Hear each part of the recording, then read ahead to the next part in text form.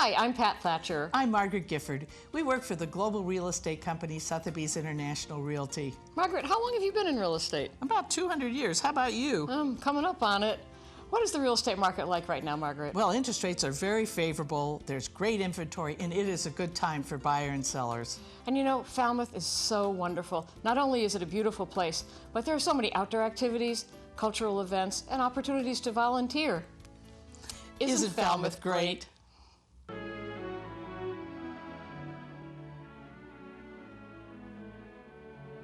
Remember, WC Communications is your printing team. We are calm and cool under pressure. You can call us at 508-563-7366 or toll free at 1-800-696-7303.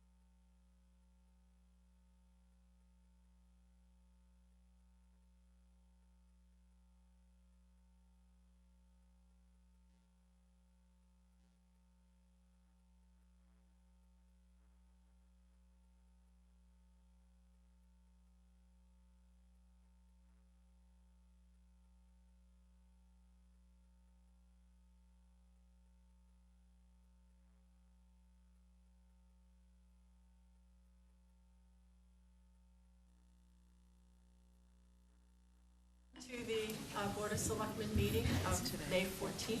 I would ask that you rise and join us in reciting the Pledge of Allegiance. I pledge allegiance To the flag of the United States of America and to the republic for which it stands, one nation, under God, indivisible, with liberty and justice for all.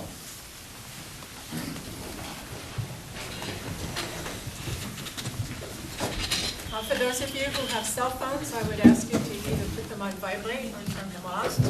If anyone wishes to record this meeting, you may do so if you announce to the chair that that is your intent. Hearing no one wanting to record, then we can move on with our regular agenda. Before we begin our regular agenda, I want to announce that the board just met in executive session to consider pending claims and litigation relative to the wind turbines. Some of you may remember that several months ago,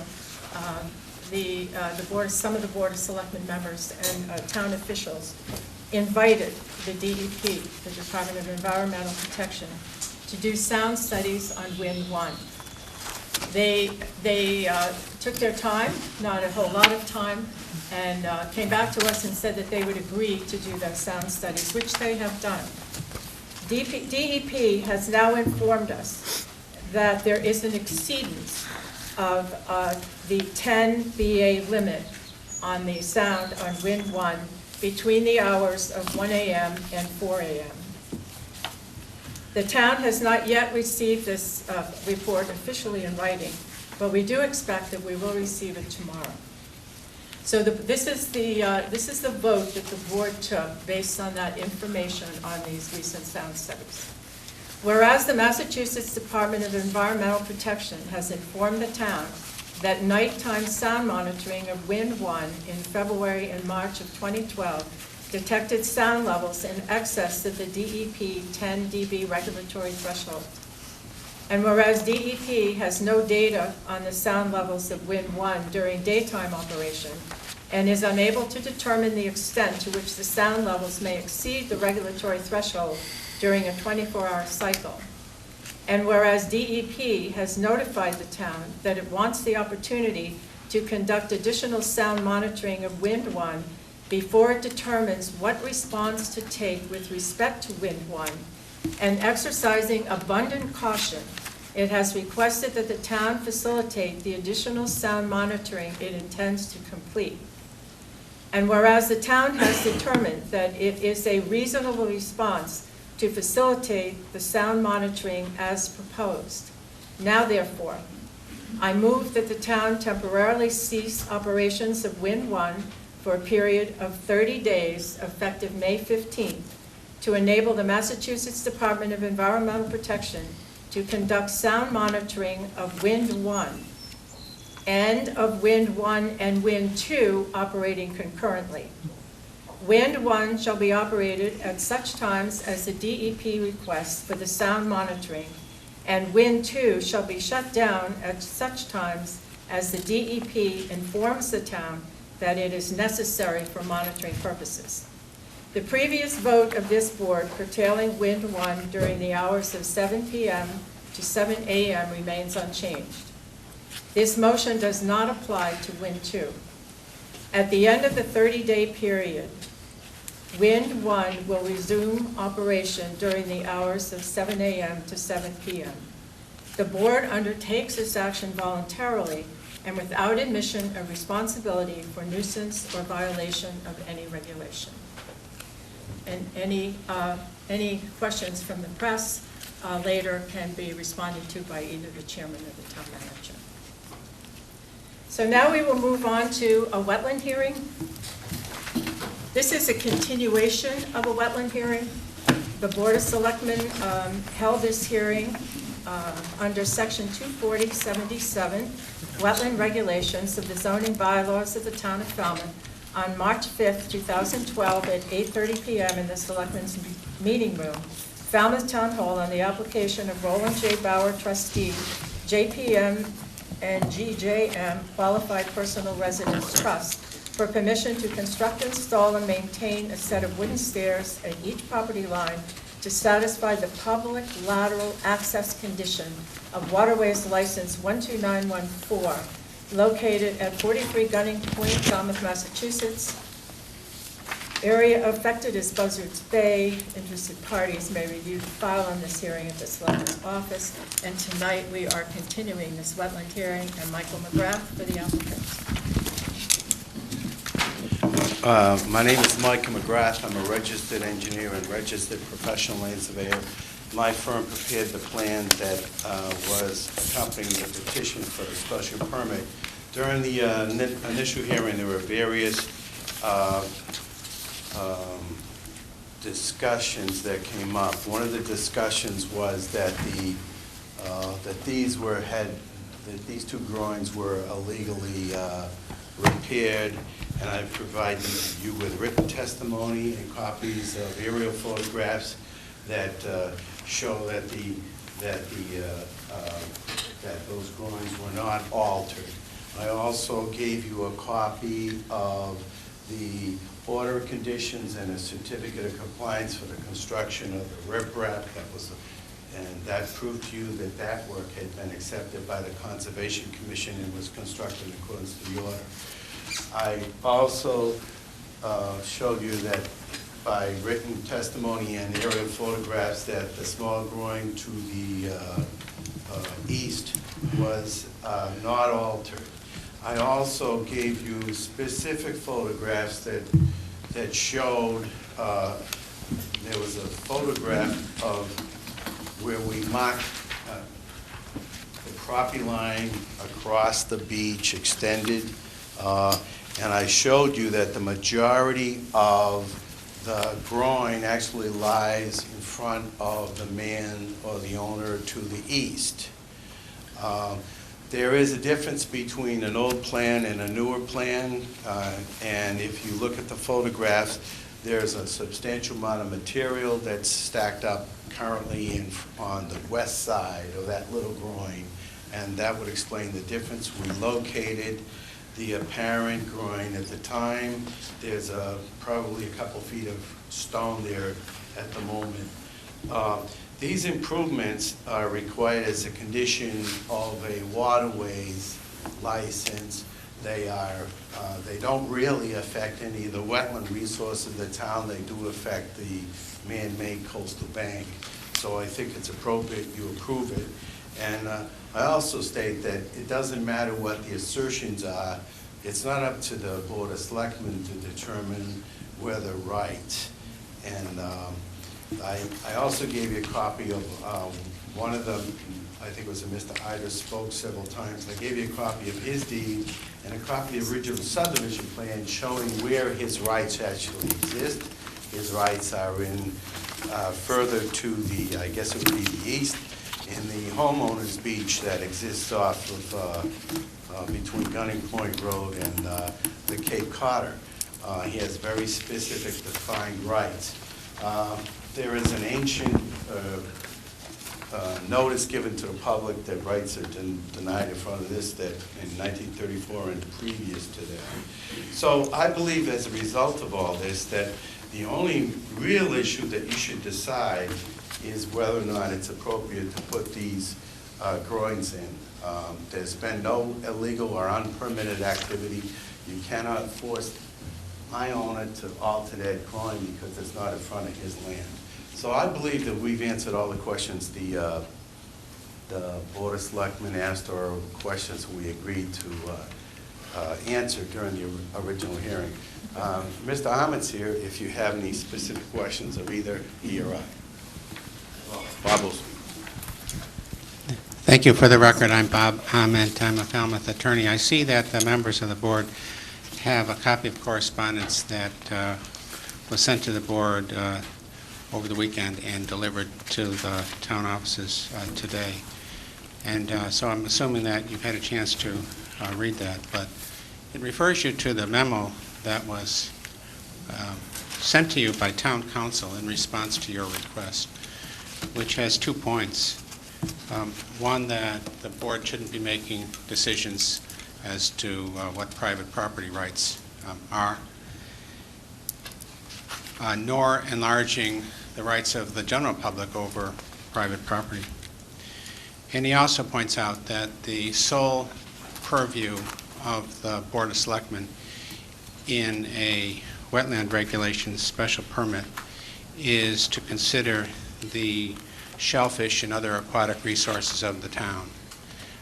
It is not for the purpose of providing access over public property.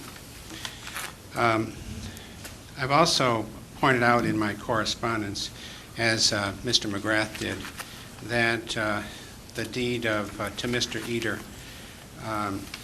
does not grant to him beach rights over my client's property or the beach along that property. And this issue has been reviewed over the past couple of years by the Town Assessor's Department. And there is in your file a copy of the correspondence from David Bailey, the Director of Assessing, dated March 21, 2011, that says he finds nothing in the chain of title to Mr. Eder's property that indicates any interests or rights in a nearby lot in the same situation, that's Lot 21, or the waterfront land adjacent to it. So that's your assessor's opinion after reviewing the title, and it is entirely consistent with our opinion and Mr. McGrath's opinion that there are not the private property rights that Mr. Eder has laid claim to. And in my correspondence, I pointed out that the 1936 deed that included lots 17 and 18, which are the two lots that comprise the trust property that's the subject of this hearing. That deed specifically says that the northerly boundary of Lot 17 is bounded by the beach. And under Massachusetts law, under the colonial ordinance, and under case law, which I've cited in my letter to you, the beach goes with the upland unless it's clearly stated otherwise. The presumption is that the beach goes with the upland. So, an heir to that, Mr. Langley, who gave the 1936 deed, subsequently conveyed property to South Pond Area Bird Sanctuaries. But whatever Langley Keys conveyed to South Pond, he could only convey what he still owned. And if his predecessor had conveyed the beach, then it isn't owned by South Pond.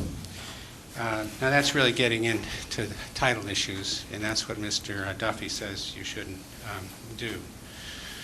The general public, including Mr. Eder, has the right to pass in the intertidal zone for fishing, fouling, and navigation. The state, by granting a license to my client, Mr. Bauer, to maintain the riprap, has actually expanded the rights because it's the state's position that the rights across the top of the riprap are not limited by the colonial ordinance. As Mr. Eder said at a previous hearing, he's not opposed to the access across the applicant's property. And to provide that access, we simply have to have the stairs on each side of the property up to it. So Mr. Eder, I don't think, is opposed to being able to walk across my client's property or get there. But he suggested to you at a last meeting that a condition that ought to be imposed by the selectmen would be that the adjacent property be improved and that access be provided over an adjacent groin. Now, if you, first of all, that's beyond the scope of the selectmen in this wetlands hearing. It gets into the realm of private property rights. It's not what the state said was required. And the town doesn't have any right to require us to do that work on another person's property along the water. If the state did, maybe the state could have done so, but I don't think the state never would do that. They require each property owner seeking a license to provide the lateral access.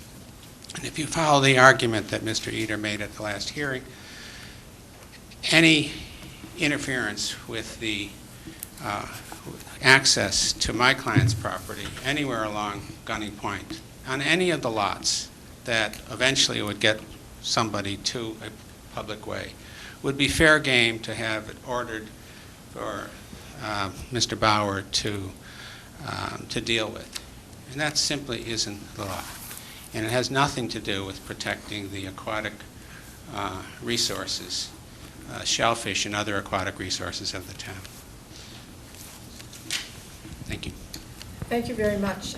And we really appreciate the work that you have done, Mr. Ullman, in elucidating these facts to us, and Mike McGrath, and also our town council, who reminded us in very clear terms that our sole authority here is strictly relative to the public access requirement, which is as part of the Chapter 91 waterways license, and also that we are guided in our judgment what is desirable to protect and conserve shellfish and other aquatic resources for the town, the public good, nothing to do with property rights or any of those other issues. So I think it was very helpful to have that clarified for us again over the many years that it has been, but sometimes it's important to do that. Questions from the board?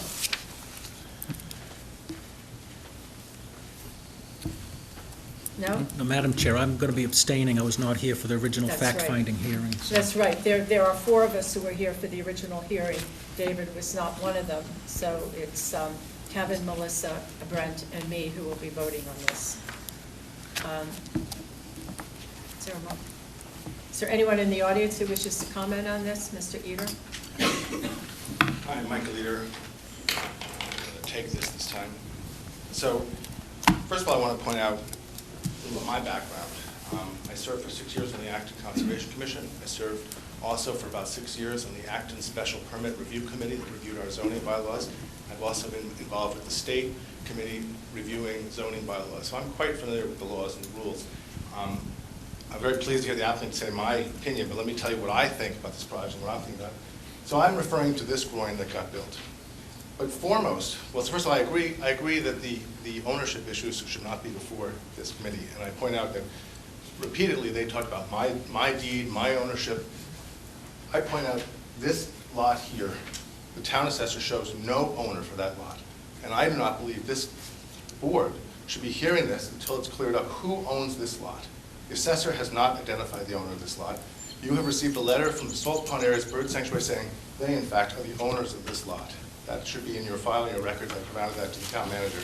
I also have to say I object. I reviewed the file this morning. I did not see the correspondence referred to by Mr. Ahmed. I think I'm a little surprised that these were not in the file for me to review this morning when I came and looked at it. So the issue is this groin that got illegally built. But the real issue is this whole riprap got illegally built. You have never issued a special permit for it. And I think the precedent you're setting here by letting them say, well, we'll issue a special permit for just these, when you haven't done this, is very bad. Could you imagine if someone went before the building commissioner, built a house, never got a permit to build that house, and then came before them and said, well, now I just want to build a deck. And the building commissioner would say, wait a minute, you have to first get the permit for the big thing. This thing has never received its special permit, has never been properly permitted. I point out the fact that the state is currently reviewing this and made them in 2010 come before the state was because they determined this was not pre-existing and this was new built, and they had to get a waterways permit from the state.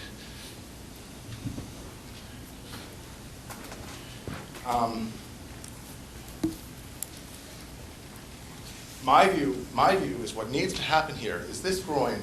No one is going to tell me, and you can look at all the research, that a groin does not have impact on the aquatic resources. The sand and the movement of sand, this needs to be permitted, and you should not be considering this special permit for these stairs until you resolve the issue of can you permit this groin in the first place. Because what happens when you say this can't be allowed? Then these stairs are meaningless. So that is the issue at hand on this board, is to first say, come before us. The applicant has the burden of proof. They have never shown, and I have asked for repeatedly a copy of the special permit granting permission for this thing. They have never produced that. The fact that the Conservation Commission approved this is not the issue. They have not gotten the zoning approval to build this.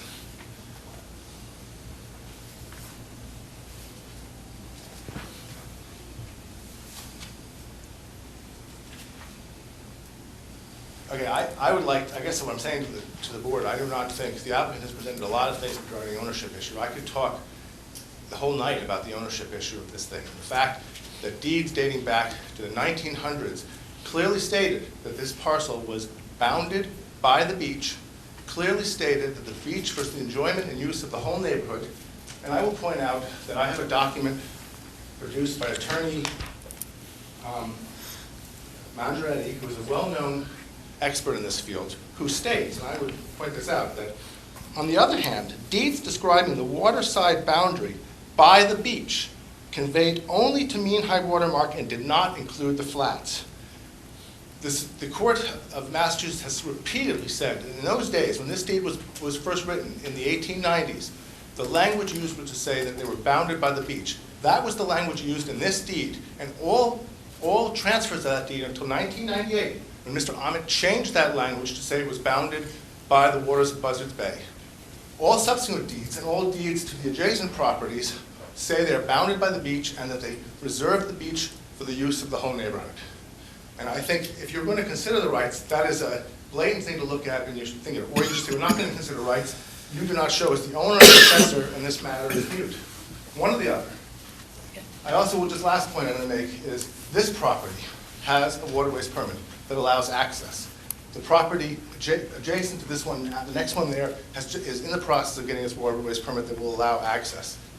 The issue is to make this, to recognize this and allow this access, and we're only asking them to address the fact that you cannot get from this point of the beach to here because they built this groin. All the photographs and images from the Conservation Commission, all the aerial photos they provided you with, they said were photos. Well, the state has provided me repeatedly with detailed photos. I showed you these last time, they clearly show it. I also point out that the Conservation Commission officer in writing this said, after investigation of the file and existing site conditions, a number of wetland issues exist. Seawall construction under the order of conditions issued by Agnes Meehan, 43 Gunning Point. A certificate of compliance was issued. However, the footprint extended into the east of the adjacent property. The end result is expansion of the seawall groin structure that has essentially blocked the residents who have deeded rights access across the beach. I presented that to you last time. That is the Wetlands Commissioner's own words. And the last point I'm going to make tonight is the state. Easily available high-definition images that clearly show both in 86 and again in April 24th of 2002 that while agreed this is a rocky beach, there was no groin built there.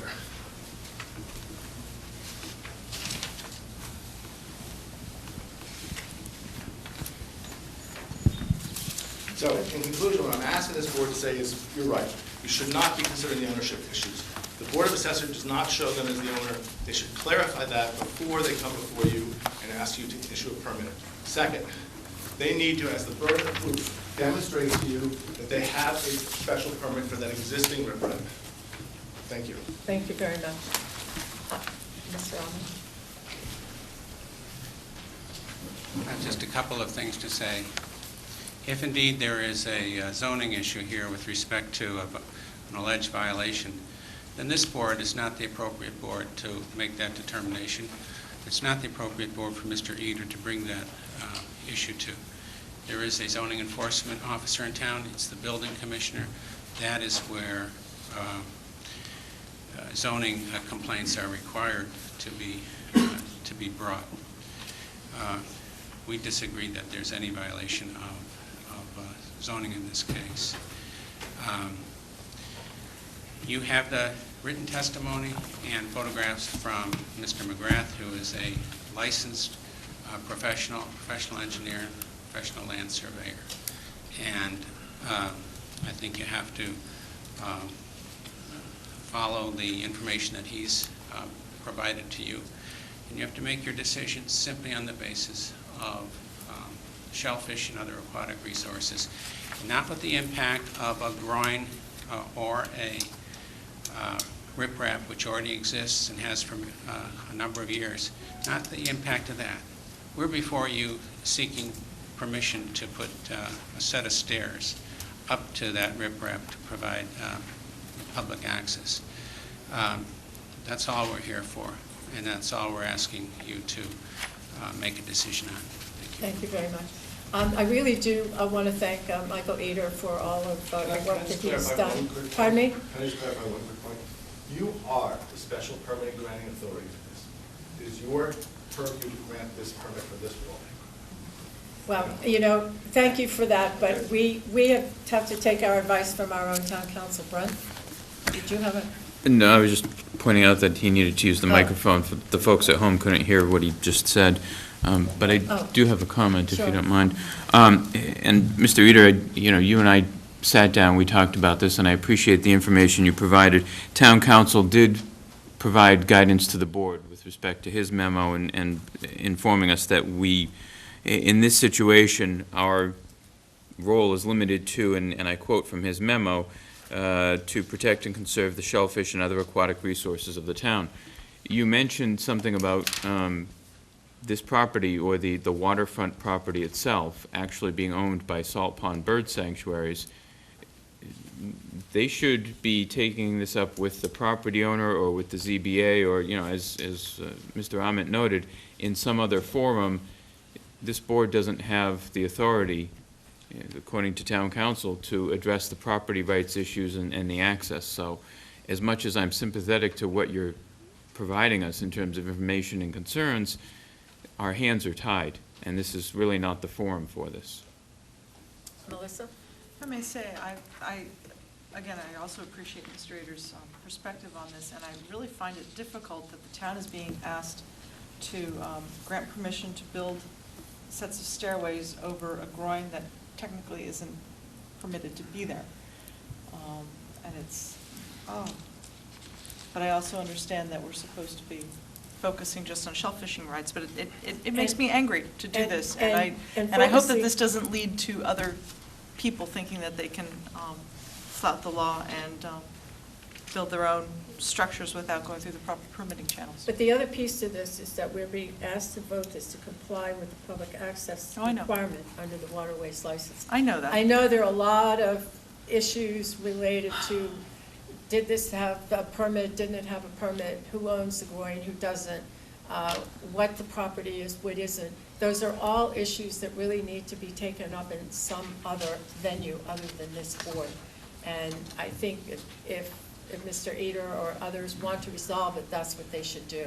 But I think we need to stick to what we are only allowed to deal with tonight, and that is just to approve the construction of the stairways. Kevin? I'd also like to agree and say that Mr. Eder has provided a wealth of testimony, but it's testimony that this board can't consider. It's, and I'm not shirking our responsibility, but there are some things within our pay grade and there are some things that are not. You brought up a good, valid point about the property number 30, lot number 39, which would be considered to the right, that currently does not have a Chapter 91 license or in the process of applying for. My suggestion would be, and typically I know that the state and the waterways licensing tries to connect those waterway licenses. My suggestion would be that you ask the state to make sure that those licenses do connect in some form or fashion. Keeping in mind that that groin appears to be based on property lines on lot number 39, not the majority of which there could be a section of it on lot number 43. But we don't have the jurisdiction to go in and ask somebody to do something that's not on their property. The state, surely in their means of Chapter 91 to provide public access, does provide those licenses that do connect. We would hope that they would always, in fact, make sure that they provide that lateral access. That being said, I do agree that this board's hands are tied up. You may have some very valid points, but those points are not within the realm of this board, unfortunately for you. And I surely don't want to assume or take on any role that we can't do. I very often say to folks, it would be much easier if we could say this or that, but that's a dictatorship, that's not a democracy. And we have to go through the actual channels of government. And the channels of government says that we don't have any jurisdiction over this. We only have the jurisdiction over approving the Chapter 91 license for this property.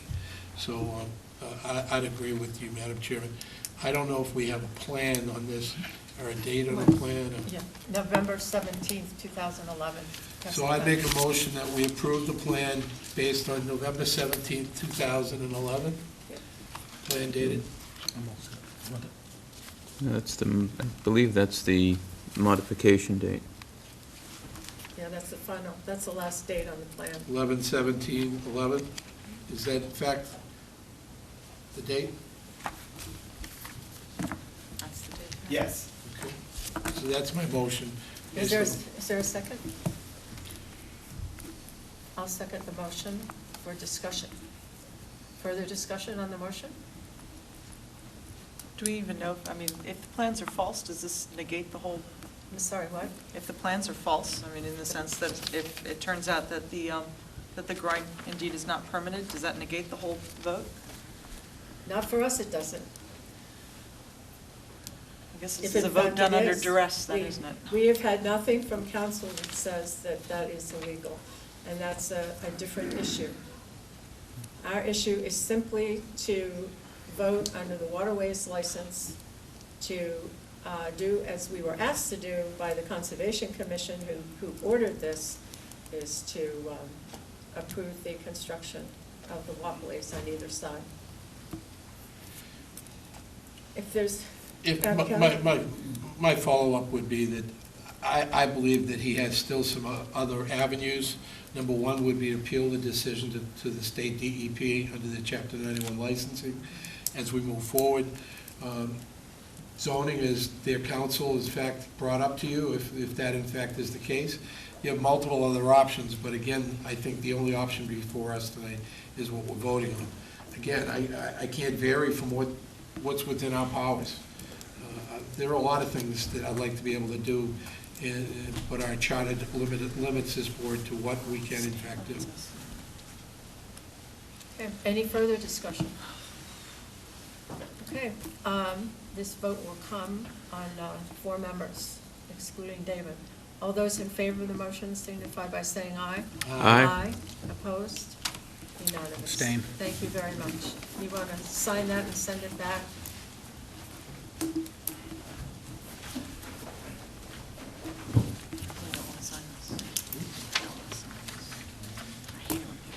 Is there anybody here from the Rotary?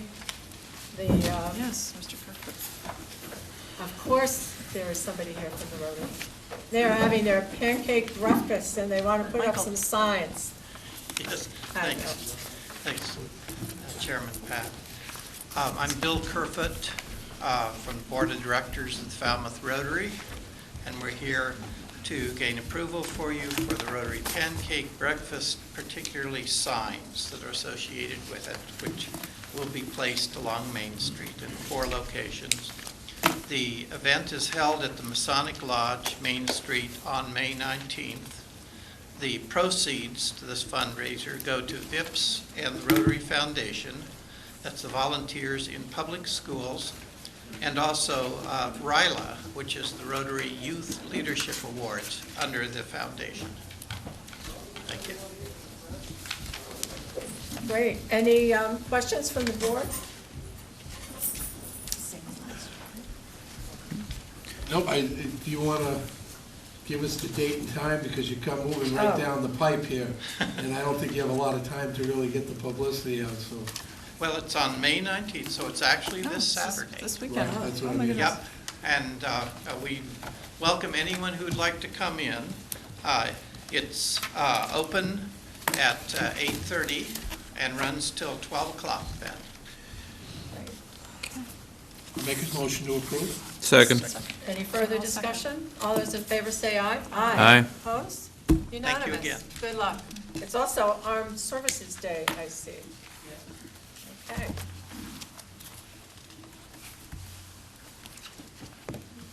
It's pancake breakfast.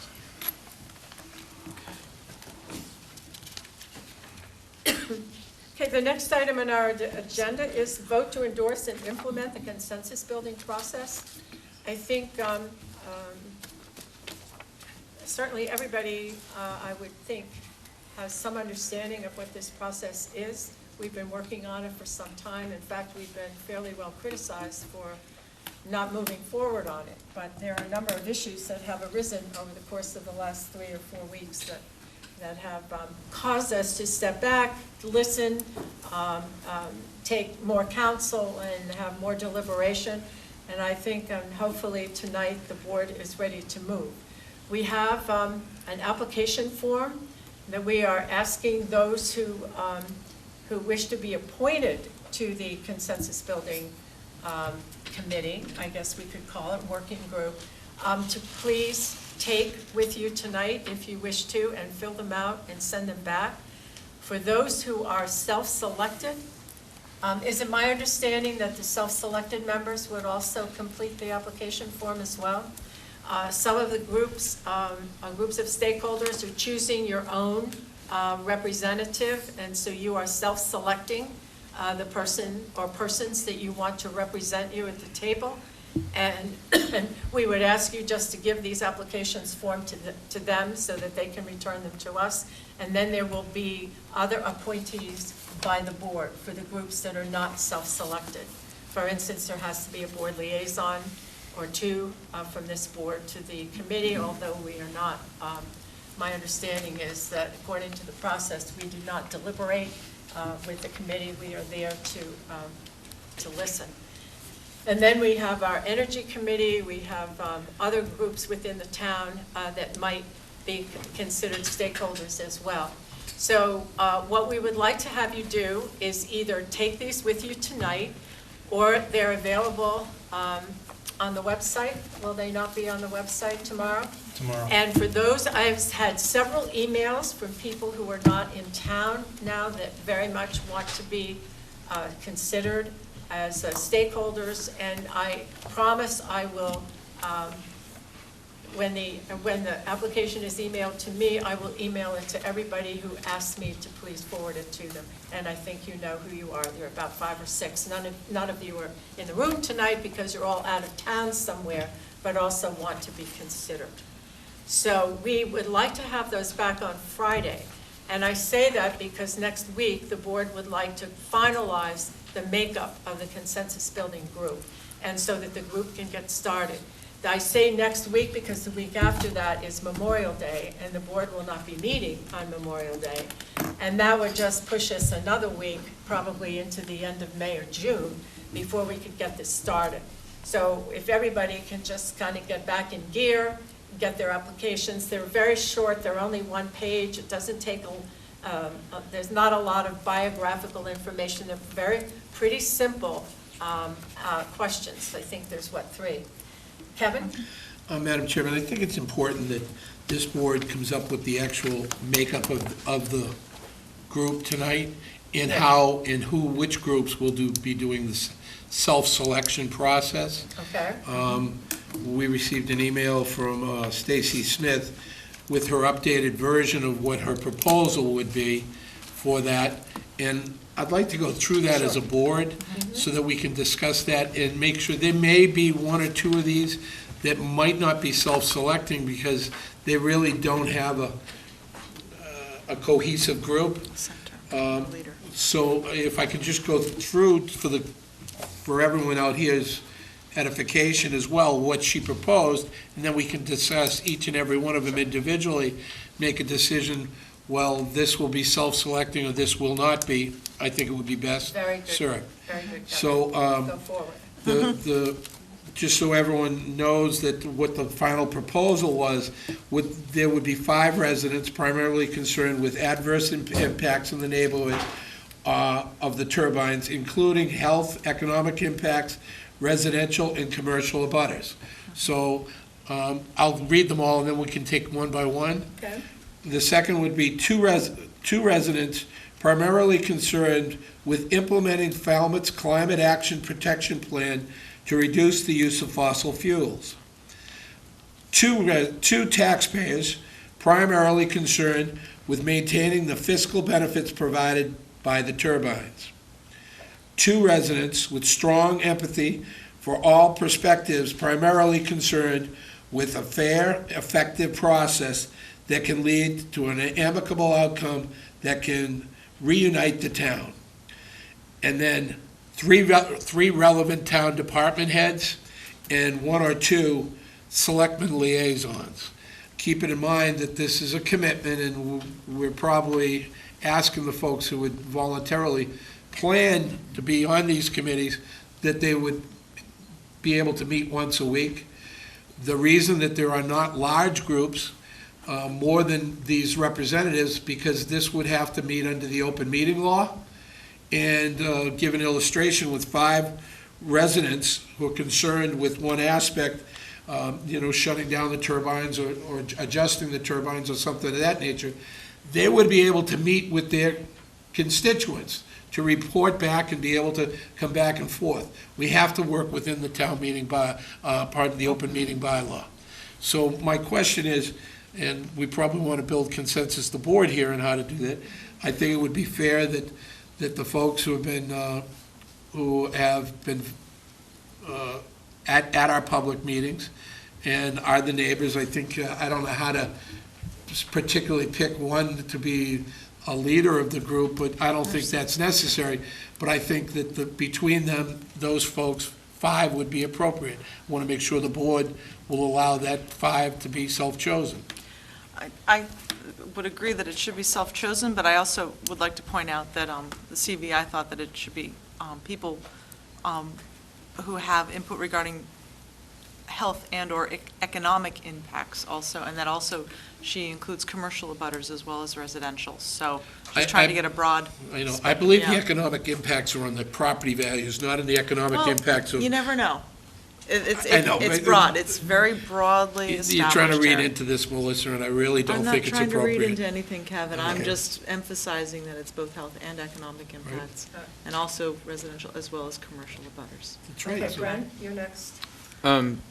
I will second what Ms. Freitag said, because I have heard from businesses who I think presumably don't want to be identified publicly that they have concerns about the economic impacts to their own businesses. I mean, if you drive down West Falmouth Highway, Route 28A, the turbines are very visible from a number of businesses along there. And there are folks who I think have economic concerns that go beyond the health impacts or beyond property impacts. So I just want to make sure that's known. I think the other thing to point out too is if, for those of you who wish to be the self-selected stakeholders, I really hope that you can, if you haven't already, taken the time to read the book, Breaking Robert's Rules. It's a book written by Lawrence Susskind, who is a principal in the Consensus Building Institute. I heard him, well, you were there too, Brent, and David, we heard him speak last summer at a Massachusetts Selectmen's Association meeting out in Sutton, Mass. I think that's where we were. And wherever we were, anyway, we heard him speak. And, but I happened to get a copy of the book and read it some time back, only because it is so helpful to read it, because there are so many examples in the book about people trying to come together and reach agreement on very, very major, serious issues that they have. And it really helps you to kind of get into the frame of mind that would help you as the representative of the stakeholder group, knowing when it's time to go back to your group and say, this is what we discussed today, what do you think about this? Is this something that you can support or not support? There's quite a role for the stakeholder. It isn't just to simply sit there as someone who's there for themselves. They're really there for the group that they're representing. So if you have time to do it, I know a week isn't a whole lot of time, or a couple of weeks, but it's very, very worthwhile to read the book. Okay, so 5 residents. Kevin, you're next. Well, my other question then, given what both Melissa and Brent have said, is that maybe next week we should schedule each of these groups 5 minutes at a time, and all the applicants for each group can come here and self-select within the open meeting process. Because there may be some that might not be familiar specifically with the neighbors who have been very vocal about this scenario. But as Brent said, maybe someone in the commercial district of West Falmouth that feels that they're being impacted adversely too. So I'm looking for some help here. Yeah, well, before you do that, let's talk about that for a minute that's what you want to talk about? Yes, that's what I want to talk about. We have this application process here too, and at first I was wondering why we would have people who are self-selecting themselves actually fill out the formal application. But in further thought, I've realized that this is a fine way for people who are concerned about the process, who have not perhaps been in touch with some of the constituent groups, to be able to make their concerns known, so that at least a group that is self-selecting, which I can envision that perhaps one, if not two, of the other groups might also be self-selecting, will then at least have a critical mass of interest in the applications. And so not necessarily for people all to converge upon Town Hall next week, but for all applications to come to Town Hall so that the groups can start looking through them and at least knowing who's concerned and I think we're getting off the track. Heather? I think it's possible that you'll receive more self-selected requests or applications than you have positions. And oh, yeah, I think definitely. Ms. Smith has indicated a willingness to review those on behalf of the board, to provide some comment about what model might be the most successful for building consensus. So I think you have an opportunity to have the neutral involved in building the process for you, rather than having the board being put in a position of, and that's really what you're trying to avoid doing, is getting into a position where you're creating the process, but that the process is created. Well, but my thought was too that if the representatives are self-selected, it should be up to the groups they're representing to determine who those individuals will be. Of course. Not us. Of course. Well, now wait a minute. So that we don't really have a role here, other than the fact that if they are and wish to be that self-selected representative, they at least complete the application so that everybody is on the same playing field. Everybody has followed the same process, even though they've been selected by their own group. So that individual, I would think, would come to the board as already a representative, representing whichever group that might be. Is that the understanding that you had, that we're not going to be appointing the representatives of the self-selected groups, but only the ones that relate to ourselves, the town, and the town departments? I agree, but I like what Ms. Harper's saying about if Ms. Smith is truly willing to help us or help these groups select, because you could potentially have, like she said, more individuals who want to participate than there are slots available. And the question is, how do those individuals within that group, how do the people of that particular interest group select from the individuals who have put their foot forward or put their hat in the ring, so to speak, and said, I'd like to participate. And if, as the facilitator, if Ms. Smith is willing to help these groups identify and define the best individuals and help that process move along, I think that would be very helpful. Heather?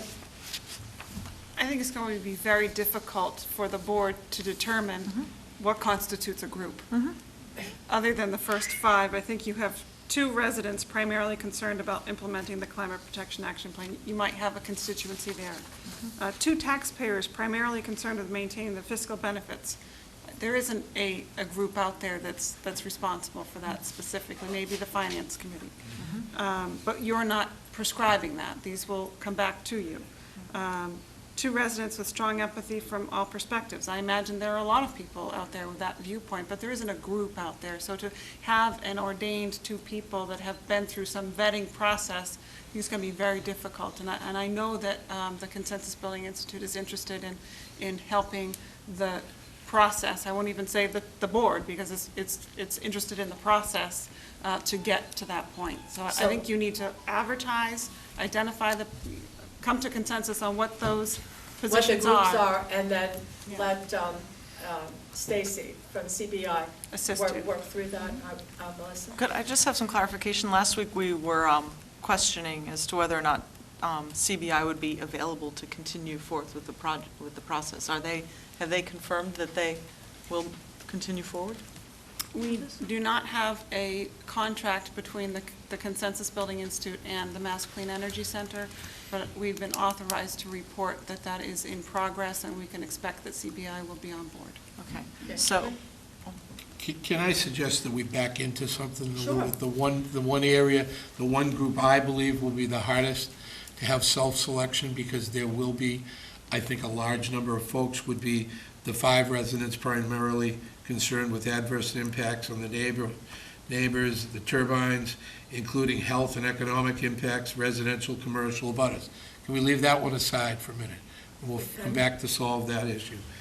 2 residents primarily concerned with implementing Falmouth's Climate Action Protection Plan to reduce the use of fossil fuels. Can I make a suggestion that the Energy Committee, not necessarily the Energy Committee themselves, but the Energy Committee work within that group to have a self-selection process?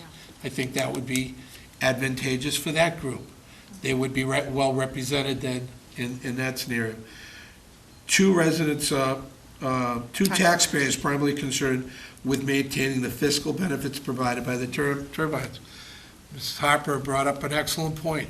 I think we should go to the Finance Committee, whether they want to choose 2 members of the Finance Committee or 2 folks that they believe in. They're the ones who look at the analysis in this community, help the Board of Selectmen and town meeting make some fair and accurate decisions when it comes to economics. Then 2 residents with a strong empathy for all perspectives. This one will be the hard one, because I don't know how we're going to just pick 2 people out of the whole rest of the town. I know that I've had 3 people already myself come up to me, and I didn't think they would fit into any category, but that one I don't know how we would choose. And 3 relevant town department heads, I think that we would leave the town manager to self-select within the department heads. So we're really only talking about a couple of groups that I think we would have problems with. Correct me if I'm wrong to the board. 2 would be the empathy group as well as the residents. So I think everything else is a cut and dry, at least my opinion, could be cut and dry for the self-selection. one clarification, the suggestion is 3 relevant town departments, not necessarily department heads, so it can be anyone representing the departments. But I think we really just sort of need to serve as the application point. I mean, people will check off on the application which group they belong to, and I think if we take the stack of volunteers for taxpayers primarily concerned with maintaining fiscal benefits provided by the turbines, if we give that stack to the Finance Committee, not necessarily including people who are on the Finance Committee, but people who want to do it, I think that is a fine direction to move it in, and because they are a town committee appointed by town meeting, and then perhaps give the stack of energy-minded people of Climate Action Protection Plan people to the town department of the Energy Committee, then that would work too. Yeah, it's. Sorry. I think too that we need to make public tonight the actual application form, the question that goes along with it. Heather? I think you can be quite simple this evening by identifying the groups and the constituencies, the number of participants from each of those, and a deadline for submitting applications, and then provide that information to CBI and ask their assistance on how to compose the entire group, because that's something that needs to be done in a neutral process and without undue interference by the board. No, that's true, and I think that Kevin's suggestions should be included in that communication with CBI, because I think he made some very good comments there. Well, I have no problems with the outline, the initial outline of the group of 5, 6, 7, 8, 9, 10, 11, 14, 15 members, as presented by Stacy Smith and CBI in the original assessment that she gave, that she amended from a few weeks ago, and that she confirmed in her email of May 8th to us with the 5, 2, 2, 2, 3, and then 1 to 2 selectmen as liaisons. And will Stacy also help with the selectman liaison as well? I don't know how you're going to be able to do that. I'm addressing this to Heather. I think that's self-selecting. Self-selected? Okay. And she hasn't confirmed that she's moving forward, though. Pardon me? Can I? Any thoughts on that? Anybody else want to take a shot at the two selectmen liaisons, Brian? I think it'd just be part of, in fact, we're getting to that point in the year now anyway, when we reorganize after the election, we'll be going through the liaison assignments anyway. I think this can simply be part of that process, that whoever's interested can put their hat in the ring. And may I just remind the board, though, that there is litigation involved, and I don't know if the selectmen should actually sit at the table or if they should sit in the audience and just report back to the board as to what they've observed. I think that's probably. The latter is the more appropriate. Yeah, The I selectmen think would that's not far more. participate Yeah, liaisons Yeah, don't- but the way it's deliberation. listed here, it looks like it could be somebody who's actually sitting at the table. And I would strongly suggest that whoever I think from we the board is already have observing. a guidance on that one. Okay. Heather, Kevin? The only thing I'm worried about here is, things tend to languish, and now when we're talking about the selection process, we go to CBI, and then we come back, we're not going to be able to pick that group by next week and start rolling. I believe that the statement we released last week was very explicit in the fact that we want to move forward with this and with the process as quickly as possible, whether that takes a special town meeting, a special election, whatever it might be, but the ultimate would be by the final date of May 2013. That's the drop dead date. But if we need to move forward with something much before that, we have that opportunity. My only question is, I don't want to belabor things and take us a month to select the groups. Wait a minute, Melissa. I think that if the self-selected groups working with CBI can get their, it's not like that nobody has known about this for a while. We've known that this is the process. We can get that done by next Monday and get the groups started, because otherwise it's another 2 weeks.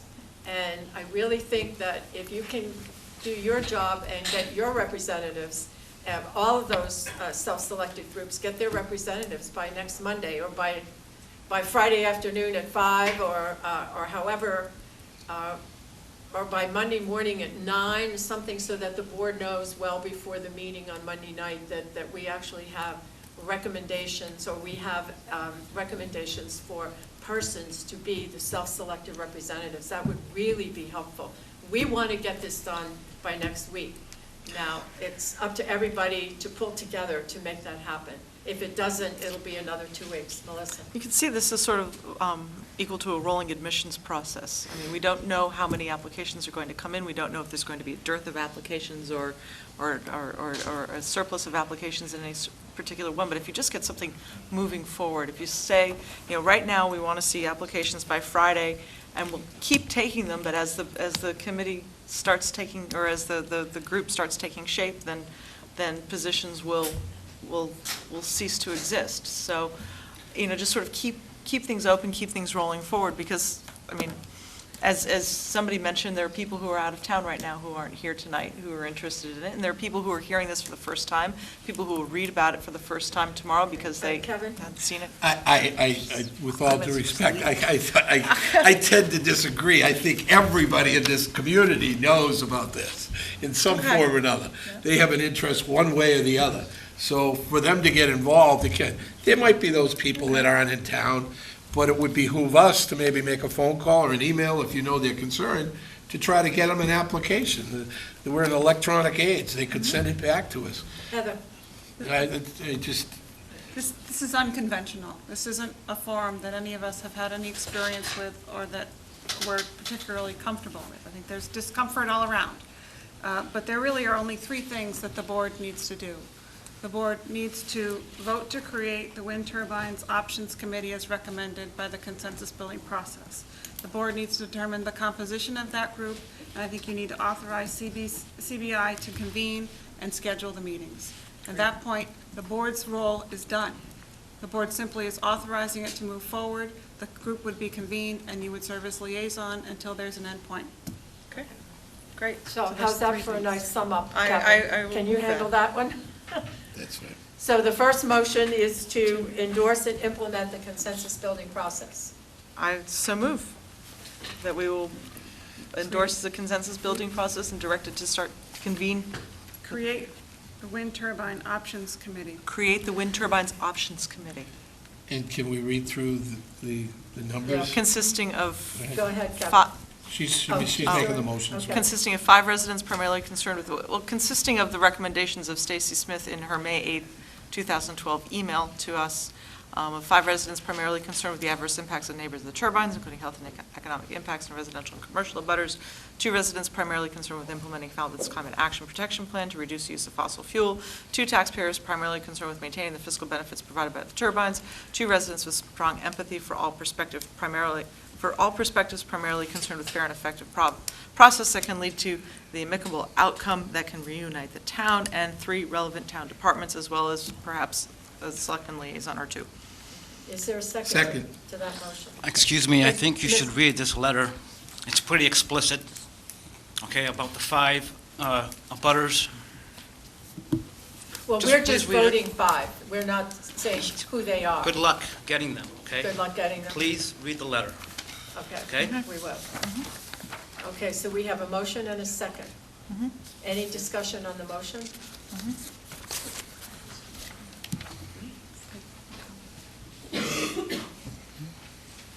Is there anybody here who would like to comment on the creation of this committee?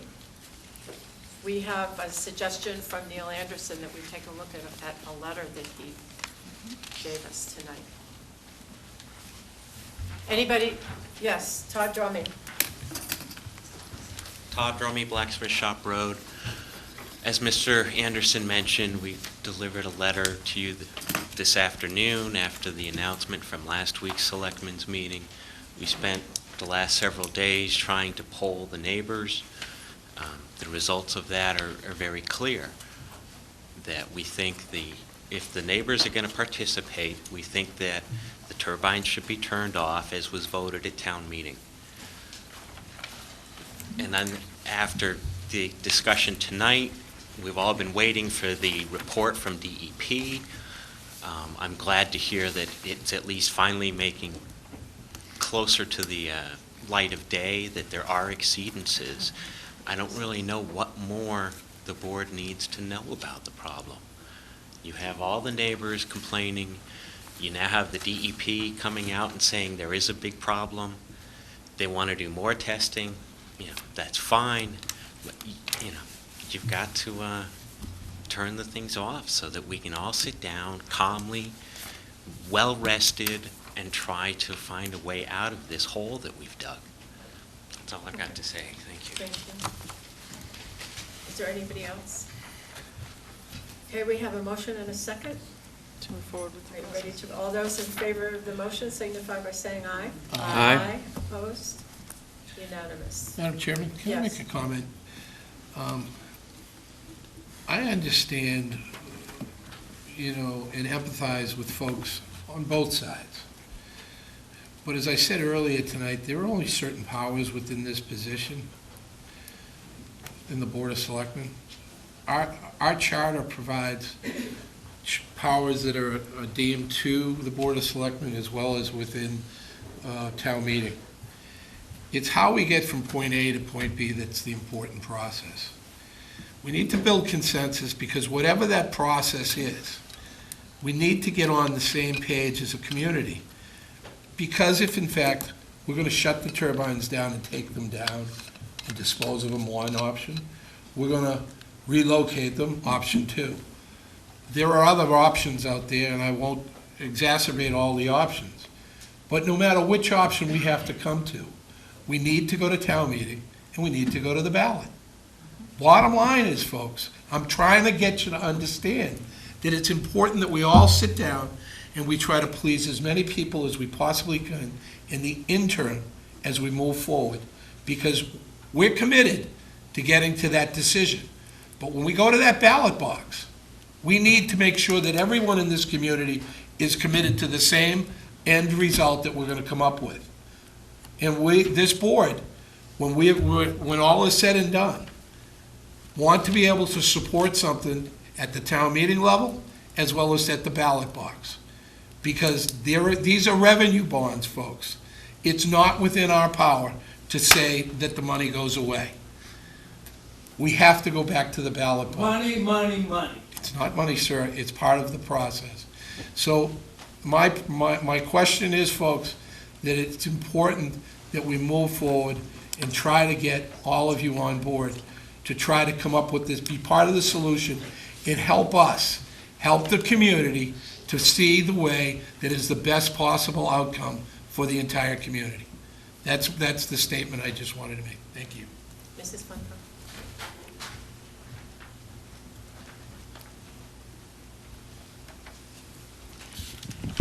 Diane Funfar. I live on Ridgeview Drive. I didn't plan to say anything tonight, but the point that we, the neighbors, and there's many more of us who aren't here tonight, are trying to make is we want consensus, we want to work with you, but we want our health back, we want our lives back. We are being harmed, and that is not fair. We will, please, shut them off. The town meeting, you say you go to town meeting voted our Article 23 to turn the turbines off. And that's all we're asking you. Then we can come to the table calmly and work with you. But until then, we're being harmed and our lives are not the same. And we just want them back like everyone else in the rest of the town has.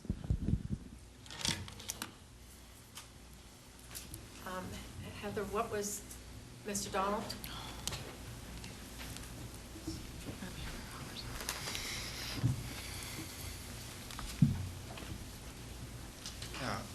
Malcolm Donald, 124 Ambleside Drive. I'd like to address Mr. Murphy's comments.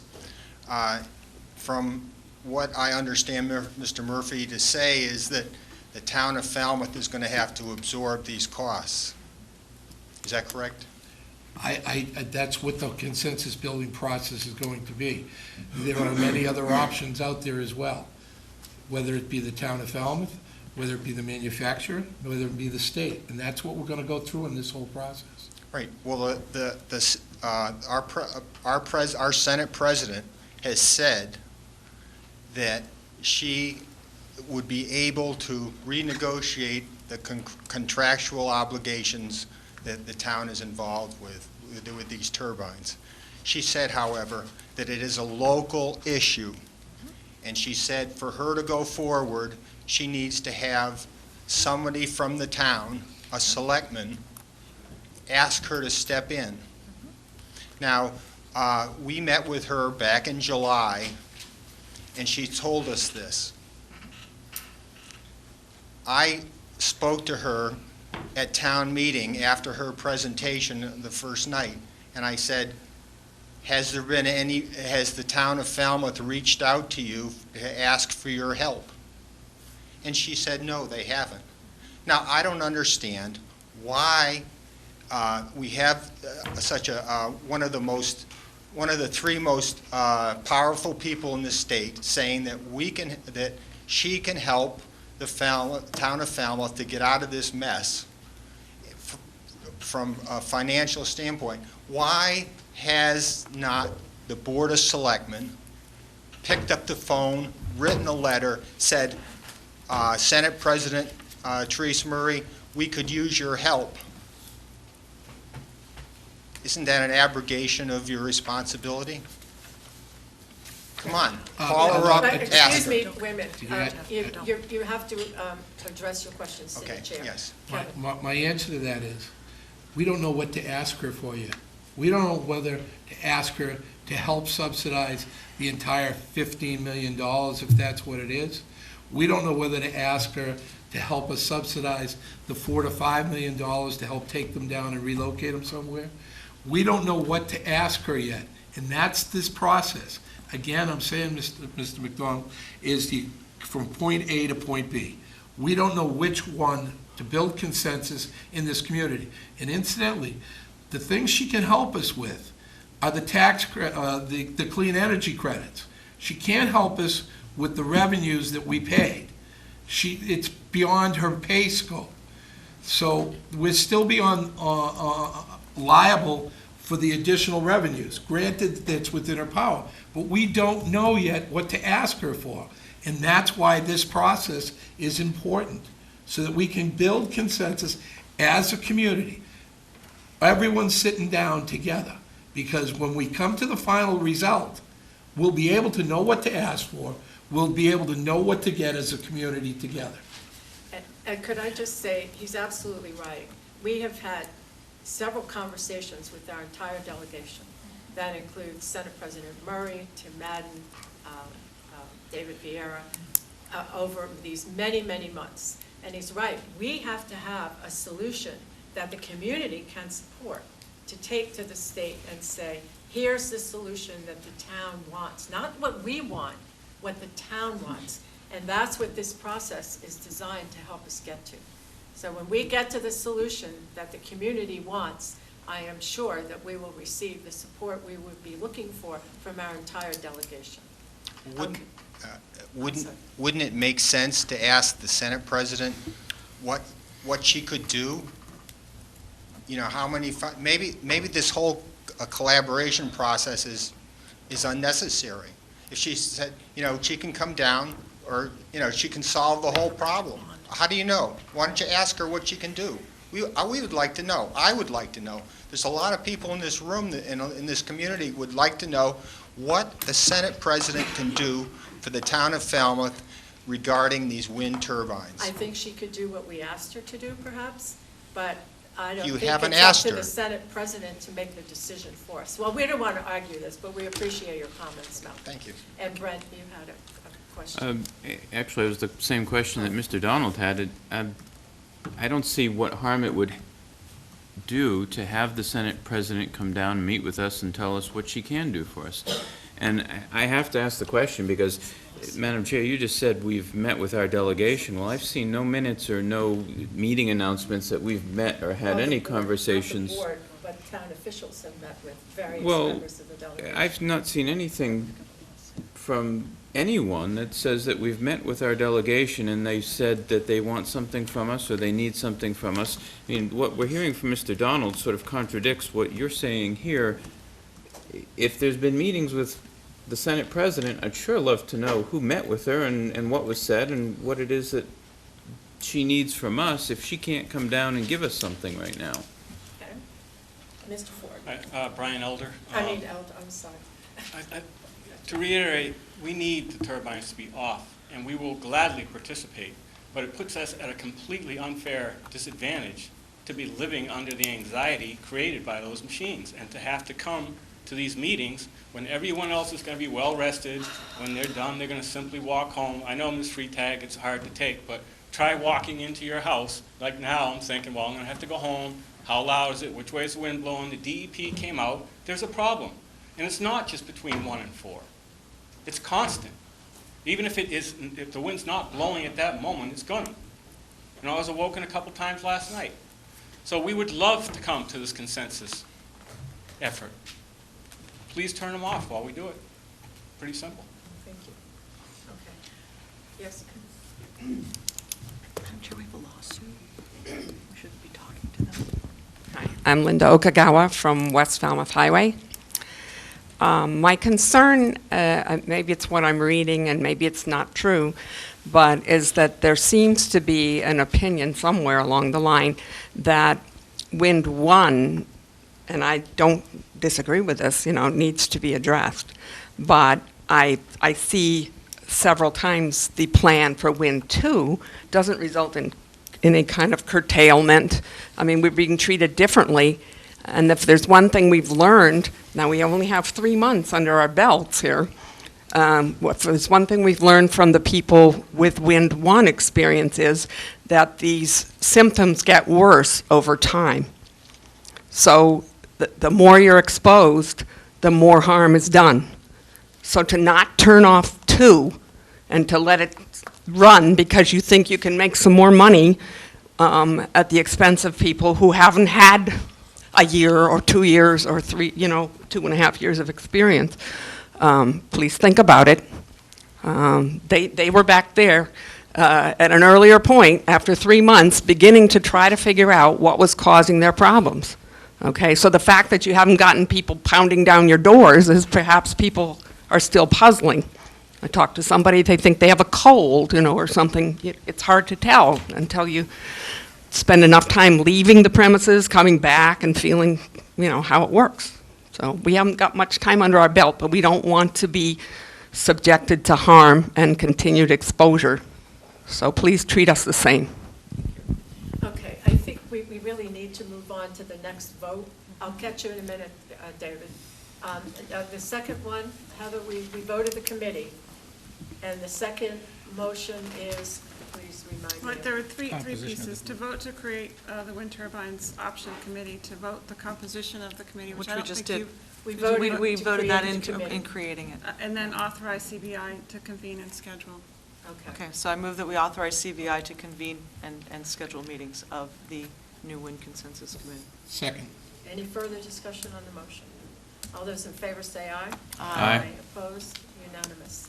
Is that the final vote that we need to take on that?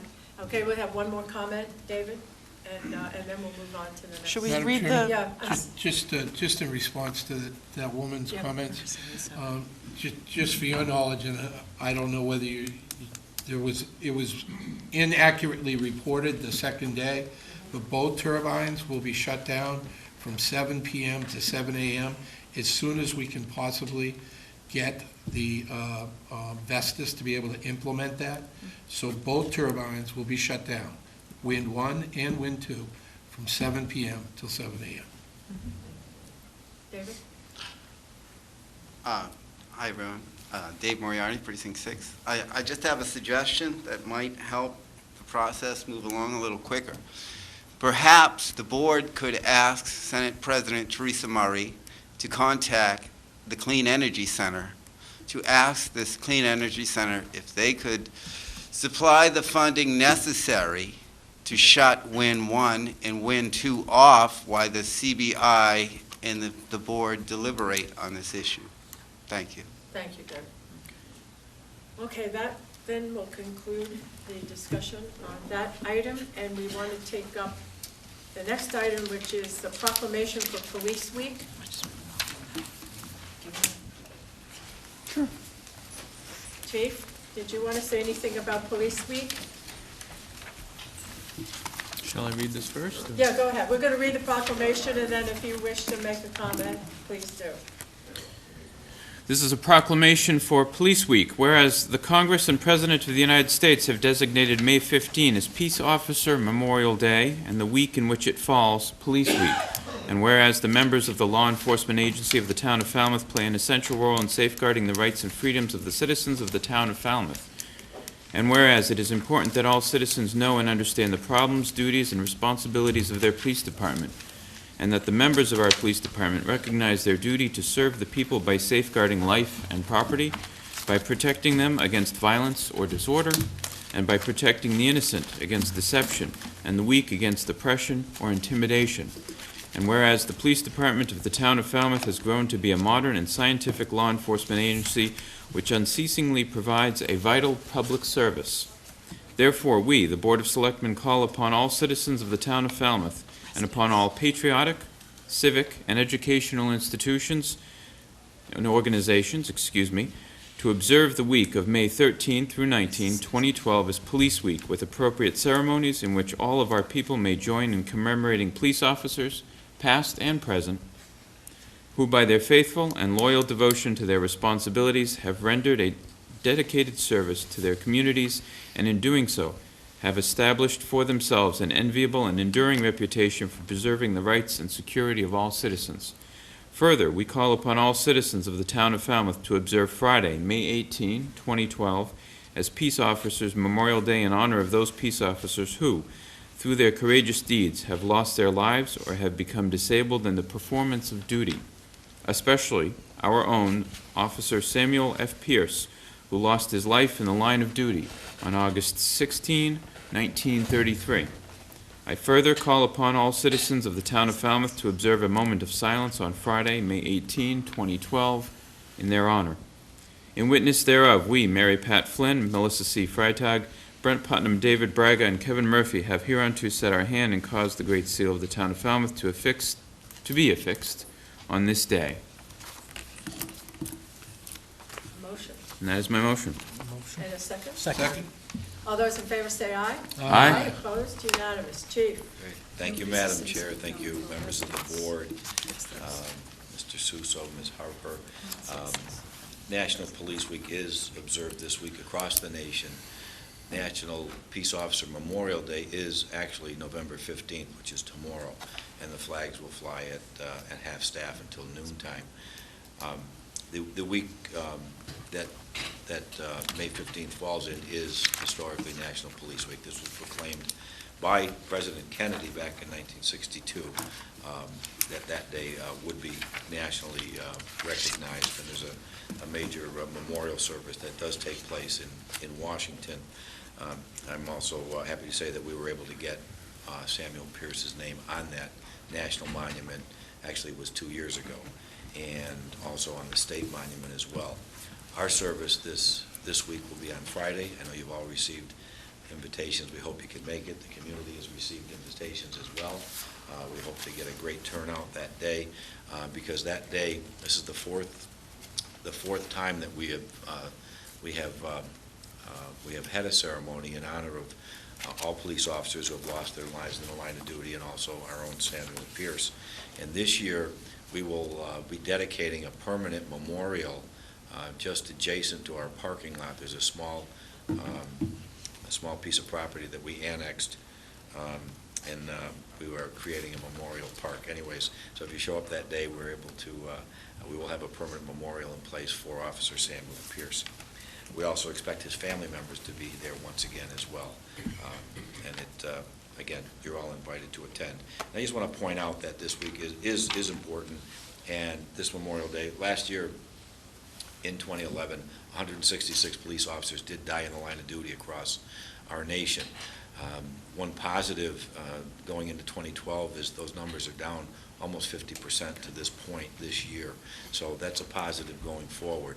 But 166 lives were lost across the nation last year. But anyways, I want to thank you for the proclamation and hope to see you on Friday. Thank you. Chief? Look at you walk. You're not supposed to do that, Madam Chair. Somebody to get up and stretch. All right. Thank you. Thank you very much. Thank you, Chief. And before you go, the next item on our agenda is a notice of a voluntary union recognition for police lieutenants. Do we need a motion? Or, well, we're gonna. Oh, he's going to speak. Yeah, just as a matter of explanation of this, you know that we recently promoted 4 lieutenants. They were they were as sergeants in the Superior Officers Association, which was sergeants only. They've made a decision to form their own bargaining unit. The sergeants were in favor of that as well. And in order to do that, I spoke with the town's labor attorney, Tim Norris, who explained that what they have to do is file this notice that is before you now. And what they need is your approval to seek this independent status, because they do ultimately negotiate their collective bargaining agreement with the Board of Selectmen. So they would need your vote of approval to post this notice, and this will be posted throughout the town for a 20-day period to see if there's any opposition to this. And if there is, then we'll have to deal with that at the time there's any other union that wants to oppose this. But it's pretty self-explanatory what that voluntary notice of recognition is. But with your approval, we'll be able to enter that 20-day period, and then they'll be able to form their own unit. And this is the process that's outlined in Chapter 150E of the general laws. Yes, it is. Any new Yes. group to want That's to be correct. recognized. That's correct. And, you know, we're in favor of, we think it's the proper way to go. Tim Norris was also in favor of it, and I think it just makes good sense to have their own separate units. 4 officers, 4 superior officers, but it makes good sense to have their own collective bargaining unit. So if I may, I'd like to move that we allow our 4 new lieutenants to post notice in accordance with Mass General Laws, Chapter 150E, to propose the voluntary recognition of the New England Police Benevolent Association as their exclusive bargaining representative Is there a second? I'll second it. Any please. further discussion? All those in favor say aye. Aye. Aye. Opposed? Unanimous. Great, thank you, Chief. Next, we have a request to accept a grant, a $500 grant from the Cape Cod 5-Cent Savings Bank to the Falmouth Prevention Partnership for Prescription Take-Back Day. Karen, are you going to talk about that? Good. Yes, I am. Karen Cardera? Yes, I'm. I got her back. She's got my back. I'm Karen good at doing Cardera. that. I'm the director at Falmouth Human Services, and the Human Services Department has been sponsoring a community partnership called the Falmouth Prevention Partnership, which is working to reduce substance abuse among young people in Falmouth. And one of the projects we've been working on for the last couple of years has been in collaboration with the police department. We've been hosting drug take-back days, prescription drug disposal events, and we've had 4 of them in the last 2 years, and have collected between 200 and 300 pounds of pills each time in a 4-hour block of time. That's a lot of pills. So these events really have been so successful that we're moving to the next step, which is happening really all across the country, for police departments to have permanent disposal sites on their premises to collect unused prescription medications every day, all night, anytime someone wants to bring it in, and then the police will incinerate these medications on premises. So there's a little equipment that is necessary to do this, and the Prevention Partnership and the Substance Abuse Commission are sponsoring the equipment, and in fact, many community organizations have been very excited about participating as well, and the Cape Cod 5-Cent Savings Bank has offered, in fact, it's $1,000. The local chapter has offered $500, and the charitable foundation has offered $5,000. So together, it's $1,000 to sponsor this project. Altogether, it's going to cost about $5,000. Exciting. So, That's great. Yes, it is great.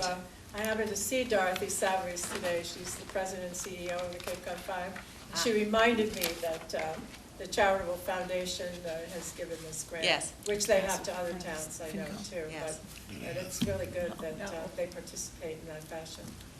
Oh, Kevin. Kevin? In the sense of being fair and consistent, we've been discussing grants and things of that nature that we accept. So I wanted to ask a couple of questions. That's why I have the chief here. That's right. So I know we're going to pass this on to the police department. Do you see any additional costs, Chief, for disposing of these products? No, I don't. Right now, the process would be, no, the only issue we have now is keeping Mark Finner now, because he keeps wanting to pick up all the pills he volunteers. Anyways, him and Andy Dufresne. But, no, what we do is, right now, until we get the incinerator, they are bagged and tagged and kept in our evidence locker, evidence room, and then they'll be duly disposed of. What is happening, though, through this grant is we get this incinerator, then we can incinerate our own. It's been extremely popular, as Karen pointed out, the days that we've run at the rec center that the Prevention Alliance has run. And as you know, I mean, hundreds of pounds of drugs. So we anticipate that this will be done on a regular basis. But to answer your question, it's a matter of having a lieutenant. We'll only have one key. The captain will have it. The lieutenant will empty it when it's full. It's a matter of bringing it out, incinerating it, done. So the process will be that people will be able to drop these drugs off at any time at the police department? It looks like an ATM. We had one drunk guy try to use it as an ATM. It's a box about this size. Okay. Yeah, it looks It's like an a ATM. mailbox, and you drop it in, but you can't get it out. Right. Okay. Only the Pull it person out, with the key. dump it in, so they're not gonna have to, they'll indoors. see it in the lobby, they'll be right in the lobby. This actually will be nice because the Upper Cape region was the only region that, it was the last on board. Because we do have, Yarmouth does have it, they've had it for a few months now. And then, who's the other one down Cape who has it? Is it Orleans? I thought it was just Yarmouth. No, I think there's one down Cape as well. So that all 3 areas will be served. Yarmouth is down Cape, Chief. It's What the heck, Mid-Cape. it's over there. It's Lower 20 Cape, miles Lower that Cape. way. I don't know. Mid-Cape. I mean, it's important to note that any, like a lot of folks think that by flushing them down the toilet, they're disposing of them. And it's probably one of the worst things you can do, because we're on a sole source aquifer here in Cape Cod, and ultimately it gets into our water supply in some form or fashion. So I was That's just... the biggest That's benefit. another added benefit. It's a huge benefit in addition to not leaving them hanging around the house, because one of the most popular, the most popular and addictive drug that we're dealing with right now are prescription meds with our teenagers and our, people of all ages, but they're the ones that are abused the most. So the better, the quicker we can get rid of these things, the better. And it's really easy. Once we'll advertise this along with the prevention folks, all they have to do is walk in the lobby, dump them, make the deposit, they're done. When it's full, we'll know it's full, we'll take them out, dispose of them. Okay. Not a big deal. Thank you. Not a big deal. Kathy, you have a question or a comment? I have a question, Kathleen Murray, Precinct 1, because what about non-prescription drugs? Last year, once I know, when I took them to the rec center, they took things like aspirin. And I think this is important for people because we have, out-of-date things sitting around the house that we don't want to put down. Any kind of drugs. Anything. Any kind Okay, of so drugs. we'll just say prescription. Anything. We don't want them in the Prescription, water. anything. Any kind Thank of you. drugs. You have drugs, we want them. If they're illegal, we want you too, but that's all right. Okay. Anybody ready to make a motion to accept the $500,000? No, it's No? 1,000, the two $500 grants. I'll move that we accept two $500 grants to help promote our new drug receptacle at the police department. Second. Any further discussion? All those in favor say aye. Aye. Opposed? Unanimous. Great job, great service to the community, too. Thank you. Okay, next we're coming back to an item that was on our agenda last week, which is the paving of Main Street. And I think we have come up with, or someone has come up with a resolution, Mr. Town Manager. Certainly, thank you, Madam Chair. I received a contact from Chamber of Commerce Executive Director Jay Zavala, and Heather and I have also spoken with DPW Director Ray Jack, and the consensus we've received is that paving be delayed until after Columbus Day in October. And Ray Jack is prepared to put that process in motion, subject to the concurrence of the board. Okay. Comments from the board? Motion from the board? So move. I don't think we need to make a motion. No, I I don't think, either. but, It's a nice thank update you. to have. But that was a good decision by consensus.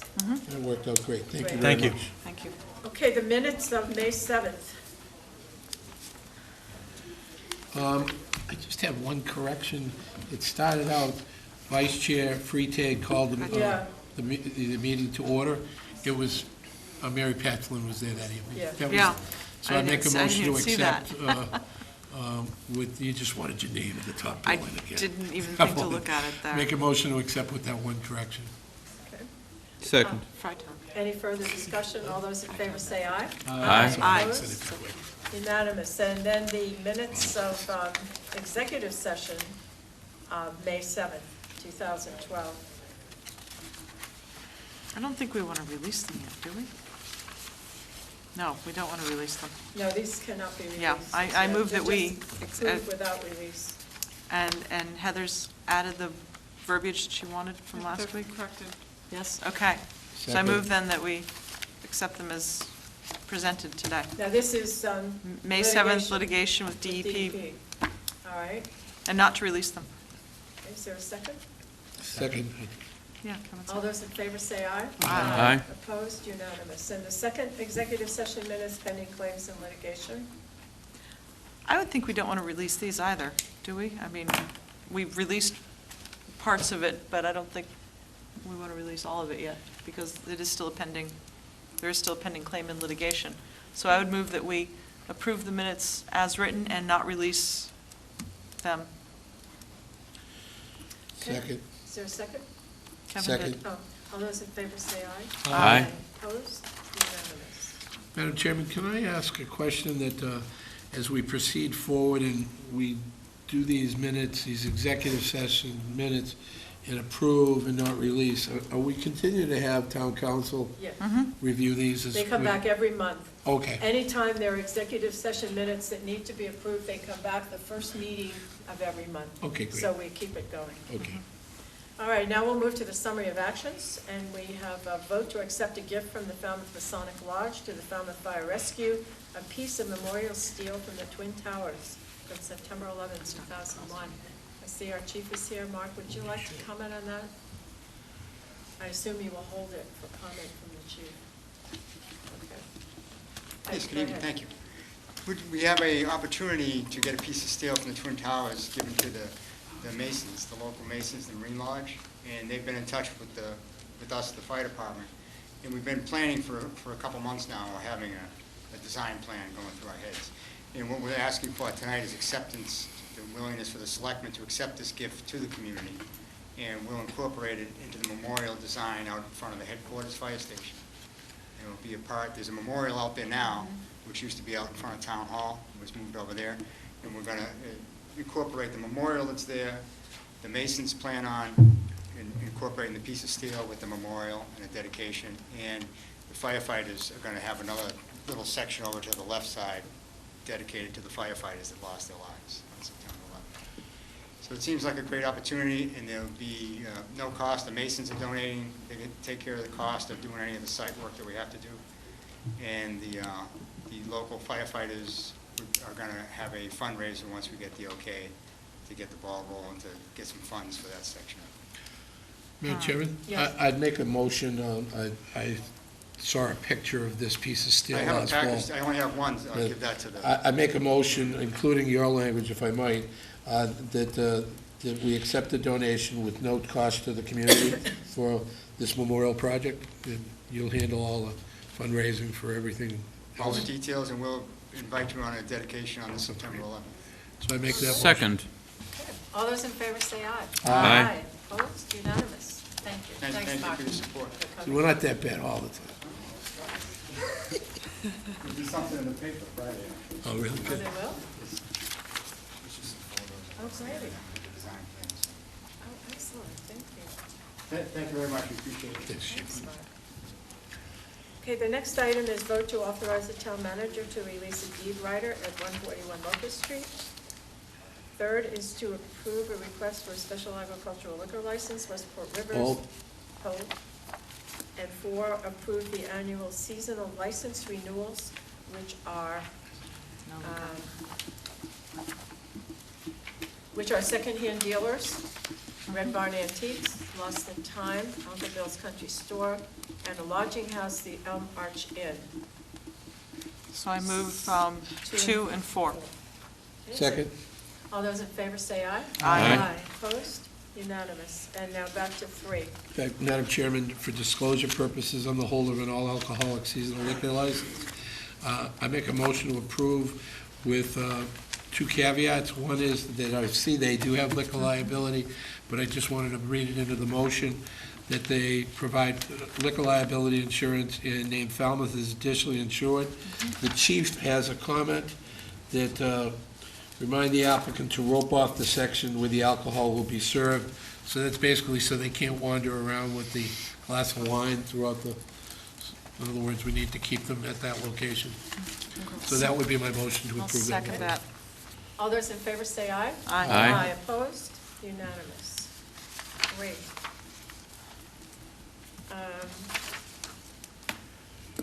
Town manager's report. Well, individual selectmen, well, let's take the town manager's report first. Mr. Susel. Thank you, Madam Chair. I have transmitted communication I received from the Cape Cod Commission to the board, in which they requested the town designate a representative from Falmouth to serve on a newly created regional bicycle and pedestrian planning committee, and I would seek the board's direction on this, whatever your pleasure might be. Also, Madam Chair, if you'd like, continuing, for the purpose of public information, we had a brief discussion last week, but I again attached a summary of town meeting Article 21 and related information on the proposed $800,000 capital exclusion, which appears on the ballot for voter consideration tomorrow. It's our intent to have this factual information to voters so they are fully informed about the strategic importance of this one-year capital initiative to begin to move forward on critical town infrastructure and equipment replacement with which we provide basic town services. Selectman Putnam provided an excellent summary which appeared in the Friday's Enterprise on behalf of the board. And my understanding is that Finance Committee Chair Gary Anderson is also providing information which will appear in perhaps in tomorrow's Enterprise. And again, echoing the comments made last week, this is a capital exclusion which will continue consistent tax effort and just merely replaces a retiring debt for the study of the water filtration plant, so it does not represent additional taxation to the voters. So this is a critical decision on the part of the town, and we appreciate everyone's support, particularly those turning out to vote tomorrow, which would further support the vote of town meeting, this Board of Selectmen, and the Finance Committee. Continuing, Madam Chair, I just wanted to note that I recently participated in a brief online conversation with some residents via the Falmouth Patch, and I fielded several questions related to town matters. It was indeed an interesting process. Stephanie and I were pleased to attend the Falmouth Chamber of Commerce's annual meeting this past Thursday evening at the Seacrest Hotel. My congratulations to all the distinguished honorees who were very notably recognized, and my compliments to the Chamber on a wonderful event. That concludes my report, Madam Chair. Okay, we individual selectmen's reports. Kevin, you had a adventure this week. Well, a couple of things. I had the honor to attend the Chamber of Commerce annual dinner last week, and in your absence, Madam Chairman, along with Selectman Putnam, we were able to give the Citizen of the Year proclamation and participate in the festivities. I also had an opportunity this past Saturday to join the Selectmen and Councils Association for a meeting in Nantucket, and it was quite insightful. We had a tour of what they call the Mattakese Mall, they call it, which is actually their solid waste transfer, incineration, as well as composting area. There was some very insightful things that happened there. They do, in fact, recycle 90% of everything they collect in that community. They compost a large portion of whatever is left. They then use that compost, the compostable materials, and give that back to their citizens. And they've reclaimed their landfill, and they're slowly reclaiming their landfill, and believe they're going to have an additional 40 years use of that landfill. What they do is they take sections, not everything that goes through the tumblers in the composting area. I'm not usually the type of guy that usually likes this stuff, but it was very, very interesting. And we had an opportunity to interact with 4 of their members of the Board of Selectmen from Nantucket. There was a full busload of folks from the Cape. And the interesting things. They don't collect any trash. First of all, taxpayers pay nothing. There is no pay-as-you-throw, even if they have private haulers. The private haulers are allowed to dump their products there, but everything has to be in a clear bag. That way, they call it the police when you go to throw it away, the trash police. They throw it into one dumpster or another. If there's a bottle and it's going into the non-recyclables, they make you go take that back and redo it. The same for the commercial haulers. Their facility is privatized. It's run under a contract, but everyone in the community is vested in this. It is unbelievable. We were there on a Saturday morning, how many folks were there recycling and what have you. It costs them still about $3 million a year to handle their waste, between recycling, because they're recycling, they do have to ship off island. With the composting, reclaiming, they are able to handle a lot of that stuff. What they still bury in their facility there is the stuff that can't be compostable. Of course, you're throwing a plastic bag in with the stuff, that gets taken out in the composting process, and that then in fact is once again placed in their landfill. But I encourage anyone that, I would even encourage our Solid Waste Advisory Committee to go over there and look at this.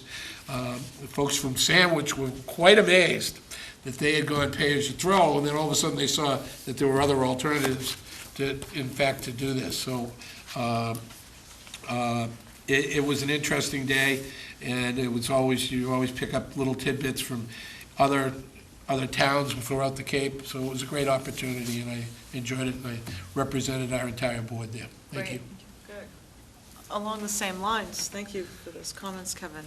I read recently that San Francisco just achieved 80% recycling rate for their city, and they do have a mandatory composting system in San Francisco itself, and I believe Massachusetts just mandated that all institutions, such as universities and hospitals, et cetera, actually compost now. So that's the next thing down the line for as far as trash is concerned. And along the same lines, there, if I may announce a talk this week at Hui. Thursday evening. They're having a public forum on climate change and global water supplies, and that will be at Redfield at 7 o'clock. It sounds like they have as always, an outstanding panel of scientists and I guess analysts regarding international water supplies, but regarding to drought and flood and freshwater supplies. And of course, as Kevin keeps bringing up, it is a very important issue here, especially on Cape Cod, because we do have our single source aquifers. So, and then also we had a meeting on Wednesday night of the Economic Development Sustainability our Economic Sustainability Subcommittee, and we're sort of synthesizing information that we received from the scientific sector. We believe we're going to move on to the health sector next, and I've really enjoyed working with that group, and I hope to attend as a member of the general public in future meetings and continue to contribute to positive direction for Falmouth. The town manager and I attended the first session of the Smarter Cape Cod Summit today at the Seacrest. There were 440 registrants. It was a huge, huge crowd. A lot of town managers, selectmen from other towns, a lot of CEOs of businesses, CEO of Cape Cod Healthcare, I noticed was there today, Michael Love. And there was a plenary session, which was really a whole hour with Paul Niedzwiecki describing the whole process of what a Smarter Cape Cod is really all about. It takes on the environment, the economy, education, healthcare, transportation. I'm leaving a couple of them out. But each of these 7 segments then broke down for the afternoon into different workshops, and I went to the one on wastewater, which I found absolutely fascinating, because Bruce Tovey, who used to be on the Maya board years ago when I was first on the Maya board, he's an attorney. He was the mayor of Gloucester at one time. He was a counselor, I think, in Boston. He's had several different elected positions as well as appointed.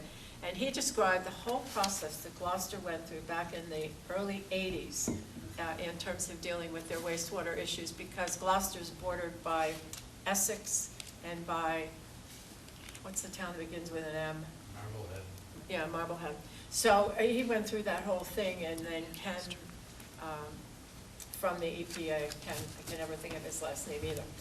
He was there, and he spoke on that. And then tomorrow there are 2 separate workshop sessions, morning and afternoon. It's an all-day tomorrow, where each of these 7 groups, these 7 categories, there will be different speakers in different workshops, different speakers at the plenary sessions, one at lunch. Missed the dinner tonight because it was far more important that we be here, obviously. But it's a really good session, and there's no fee. Only if you eat do you pay. If you go to lunch, you have to pay, but all of the sessions are free. So if anybody can get some time tomorrow to break away, either in the morning or afternoon, I would really highly recommend. And then I would like to wish Melissa Freitag all the best in her future endeavors. Thank This you. is her last night on the Board of Selectmen.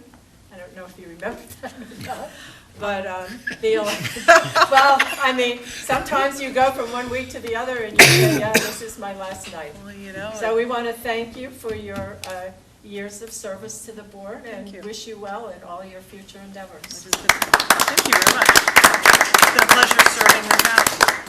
And we also wish the candidates for selectmen, all three of them are here tonight, and we wish them very well in their efforts to be elected to this board, and we look forward to the results and to a new member, which will be next week, which is nice, because oftentimes after the election, it's Memorial Day, and then you kind of have to wait another 10 days, but this time around, it's the following week.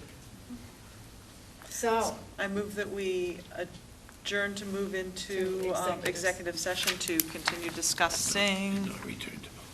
Yeah, to continue discussing under General Law E, Chapter 30A, Section 21A3, collective bargaining with the Library Association, Laborers District Council 1249, and not to return to public session. Great. And remind everybody to vote tomorrow. Yeah, don't forget to vote Please tomorrow. Do we have a second? Second. By roll call. Kevin Murphy, aye. Melissa Freitag, aye. Braga, aye. Putnam, aye. Flynn, aye. Take a couple minutes to stand up.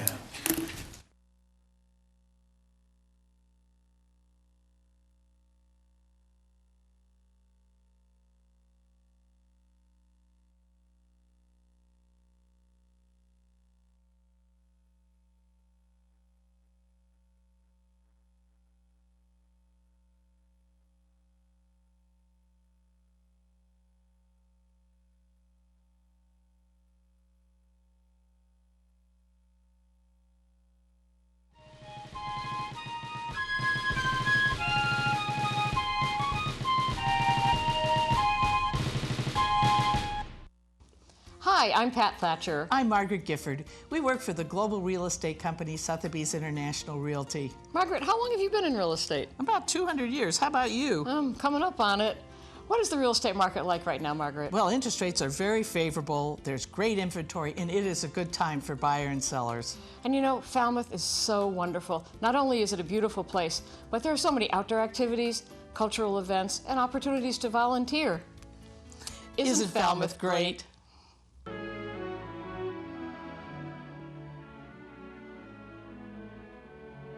Remember, WC Communications is your printing team. We are calm and cool under pressure. You can call us at 508-563-7366 or toll free at 1-800-696-7303.